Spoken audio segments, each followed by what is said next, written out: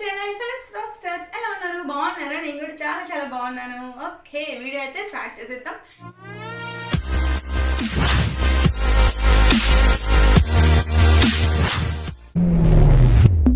ఈ రోజు వీడియోలో మీ అందరితో షేర్ చేసుకోవాలనుకుంటున్నాను ఆలు పరోటా. ఆలు పరోటా ఎలా తయారు చేసుకోవాలి ఏంటి అనేది ఈ రోజు వీడియోలో మీ అందరి కోసం. ఓకే, ఈవినింగ్ స్నాక్ కన్నా లేకపోతే డిన్నర్లో కానీ చాలా చాలా బాగుంటుంది. చాలా ఈజీగా ప్రిపేర్ చేసుకోవచ్చు. అలాగే దీంట్లో ఏంటంటే ఇప్పుడు మామూలుగా పరోటాలు స్టఫ్ చేసుకుంటాం కదా, కర్రీ, ఆలు కర్రీ, అది ఏంటంటే నేను ఫ్రై చేసుకున్నాను అనమాట ఆయిల్లో. ఇలా తయారు చేసుకుంటే చాలా టేస్టీగా ఉంటుంది, చాలా బాగుంటుంది అనమాట. ఈజీగా ప్రిపేర్ చేసుకోవచ్చు. ఒకసారి మీరు కూడా ట్రై చేసేసేయండి. ట్రై చేసి టేస్ట్ ఎలా వచ్చింది అనేది నాకు కామెంట్ సెక్షన్లో కామెంట్ చేయండి. ఓకే, వీడియో అయితే చూసేది. వీడియో చూసే ముందు మన ఛానల్ ఇంకా ఎవరైనా ఫస్ట్ టైం నేను చూసినట్లయితే సబ్స్క్రైబ్ చేసేసుకోండి. అలాగే నా వీడియోస్ కానీ మీకు నచ్చినట్లయితే లైక్ చేయండి, షేర్ చేయండి, కామెంట్స్ చేయండి. ఓకే, వీడియో అయితే చూసేసేయండి. అలాగే సబ్స్క్రైబ్ చేసుకోవడం మర్చిపోకండి. పక్కనే ఉన్న బెల్ సింబల్ని కూడా క్లిక్ చేసేసేయండి. బెల్ సింబల్ని క్లిక్ చేయగానే 3 ఆప్షన్స్ అనేవి వస్తాయి. ఆ 3 ఆప్షన్లో ఫస్ట్ వన్ ఆల్ అని ఉంటుంది కదా, ఆల్ని కూడా ట్యాప్ చేసేసేయండి. నేను చేసే ప్రతి ఒక్క వీడియో, ప్రతి ఒక్క రెసిపీ, టేస్టీ రెసిపీస్ అన్నీ మీ వరకు చేరిపోతాయి అన్నమాట. ఆలు పరాటాకి కావాల్సిన పదార్థాలు: ముందుగా గరం మసాలా, ధనియాల పొడి, సాల్ట్ తగినంత, పసుపు, కారం, అల్లం చిన్న ముక్కలుగా తరుక్కోవాలి, వెల్లుల్లి ఇవి కూడా చిన్న చిన్న ముక్కలుగా తరిగి పెట్టేసుకోవాలి. ఇప్పుడు పచ్చిమిర్చి, ఒక 2 పచ్చిమిర్చి తీసుకున్నాను, ఇవి కూడా చిన్న చిన్న ముక్కలుగా కట్ చేసేసుకున్నాను. ఆనియన్స్, ఒక పెద్ద సైజు ఆనియన్ ఇలాగా కట్ చేసేసుకొని చిన్న చిన్న ముక్కలుగా కట్ చేసి పెట్టేసుకోవాలన్నమాట. కొత్తిమీర,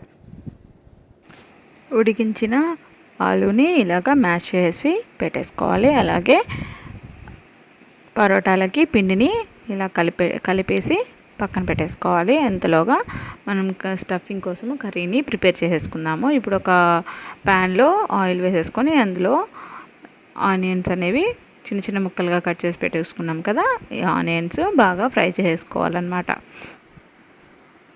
ఇలాగా బాగా ఆయిల్లో కొంచెం ఫ్రై అయిన తర్వాత అల్లం, వెల్లుల్లి వేసేసుకొని అవి కూడా కొంచెం పచ్చివాసన అంతా పోయేంత వరకు బాగా ఇలాగా ఫ్రై చేసుకోవాలి ఆయిల్లో. ఇలా ఫ్రై అయిపోయాక అలాగే పచ్చిమిర్చి కూడా వేసేసుకుందాము. పచ్చిమిర్చి కూడా వేసేసుకొని ఫ్రై చేసుకోవాలన్నమాట. 1 by 1 ఇలాగా ఫ్రై చేసుకున్న తర్వాత ఇప్పుడు ఆలూని మనం ఉడికించి పెట్టేసుకున్నాం కదా, మెత్తగా మ్యాష్ చేసుకున్నాము. ఆలుని ఇలాగా ఆయిల్లో బాగా మిక్స్ అయ్యేంత వరకు బాగా కలిపేసుకొని ఇలాగ మిక్స్ చేసుకోవాలి. తర్వాత ఏంటంటే మిక్స్ చేసుకున్న తర్వాత కొంచెం పసుపు వేసుకొని ఇది కూడా బాగా మిక్స్ చేసుకోవాలన్నమాట. అలాగే గరం మసాలా టీ స్పూన్ వేసుకున్నాను. అలాగే ధనియాల పొడి కూడా 1/2 టీ స్పూన్ వేసుకున్నాను అనమాట. ఇలా వేసేసుకొని కొంచెం బాగా ఫ్రై చేసుకోవాలి. కర్రీ అయితే రెడీ అయిపోయిందనమాట. ఇలాగ కొంచెం ఇలా కానీ ఫ్రై చేసుకుంటే కొంచెం టేస్ట్ అనేది బాగుంటుంది. ఇప్పుడు సరిపడంత మనకి తగినంత వరకు ఉప్పు చూసుకొని సాల్ట్ అనేది వేసేసుకోవాలన్నమాట. అలాగే కారం ఎక్కువైతే వేయట్లేదు, నేను లైట్గా వేసుకుంటున్నాను. ఎందుకంటే ఆల్రెడీ పచ్చిమిర్చి, అల్లం, వెల్లుల్లి ఉంది కాబట్టి కొంచెం ఘాటుగానే అనిపిస్తుంది. అందువల్ల ఏంటంటే లైట్గా వేసుకున్నాను. అలాగే ఇప్పుడు కొత్తిమీర కూడా వేసేసుకొని బాగా ఫ్రై చేసేసుకోవాలి. రెడీ అయిపోయిందండి. స్టఫింగ్ కోసము కర్రీ అయితే ప్రిపేర్ చేసుకున్నాము ఇలాగా. ఓకే, ఇప్పుడు ఏంటంటే పరోటాలు అనేవి రెడీ చేసుకుందాము. ఇలాగా చిన్న చిన్నవిగా చేసుకొని ఈ పద్ధతిలో అయితే మనకి కర్రీ అనేది బయటికి రాకుండా ఉంటుందన్నమాట. మామూలుగా అయితే రోల్ చేసేసుకొని దాన్ని స్టఫ్ చేసేసుకోవడం వల్ల ఏంటంటే బయటికి కర్రీ అనేది బయటకు వచ్చేస్తుంది అనమాట. అలా కాకుండా ఇలాగా చిన్న చిన్న పిండి ముద్దలు తీసేసుకొని ఇలాగ పరోటాలు చిన్న చిన్నవిగా చేసుకొని దాని తర్వాత మధ్యలో ఇలాగ కర్రీ అనేది పెట్టేసుకొని ఇప్పుడు స్టఫింగ్ చేసుకోవచ్చు అనమాట. ఇప్పుడు బాగా అంచులు అనేవి బాగా ప్రెస్ చేసుకుంటే అవి అనేది పరోటాలు అనేవి బాగా వచ్చేస్తాయి. ఇప్పుడు ఏంటంటే చిన్నగా మరి గట్టిగా ప్రెస్ చేయకుండా చిన్నగా ఒత్తుకోవాలన్నమాట పరోటాలని.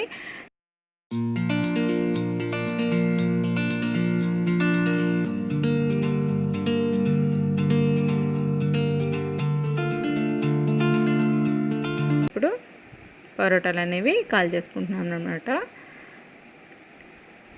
ఇలాగా ప్రెస్ చేసుకుంటూ చేస్తే కొంచెం బాగా కాలుతాయి అన్నమాట. తర్వాత ఆయిల్ వేసేసుకొని ఇలాగా 2 సైడ్స్ ఆయిల్ వేసేసుకొని ప్రెస్ చేసుకుంటూ పరోటాలు అనేవి ఇలాగా చేసేసుకోవాలి.